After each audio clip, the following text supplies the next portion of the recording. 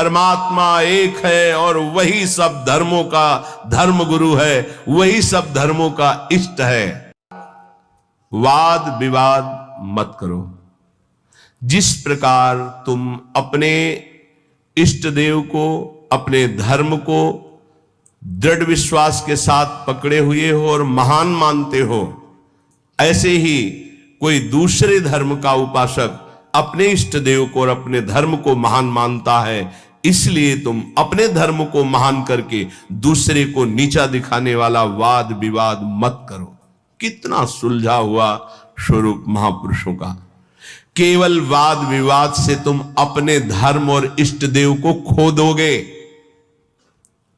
दूसरे धर्म की निंदा करके, दूसरे के इष्ट देव की अवहेलना करके तुम अपने इष्ट देव और धर्म को खो दोगे, क्योंकि परमात्मा एक है और वही सब धर्मों का धर्म गुरु है, वही सब धर्मों का इष्ट है। एक बार एक महात्मा किसी नगर में से होकर जा रहे थे। संयोगवशात एक दुष्ट आदमी सामने से आया और वो क्रोधित होकर पीटने लगा। बहुत मारा महात्मा को, मूर्छित हो गए महात्मा, इतना मारा। बहुत दुष्ट स्वभाव के भी होते। वो जमीन पर गिर गए। मारने वाला चला गया। कुछ श्रद्धालु आए, उनकी बड़ी सेवा की। जब होश में आए तब पूछा, महात्मा जी किसने मारा आपको? बोले, जिसने सेवा की उसी ने मारा है। जिसने सेवा की? वो कहा, महाराज आप तो मूर्छित थे, हम लोगों ने तो सेवा की है। बोले, बस जिसने सेवा की उसी ने मारा, दूसरा नहीं मार सकता।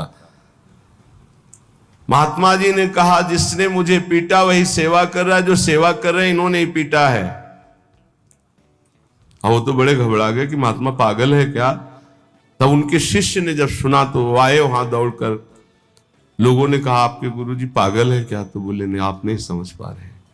जिस परमात्मा ने वो रूप रख करके पीटा, उसी परमात्मा ने आप लोगों को प्रेरित करके आप लोगों के रूप में सेवा की। हमारे गुरुदेव का मतलब ये है।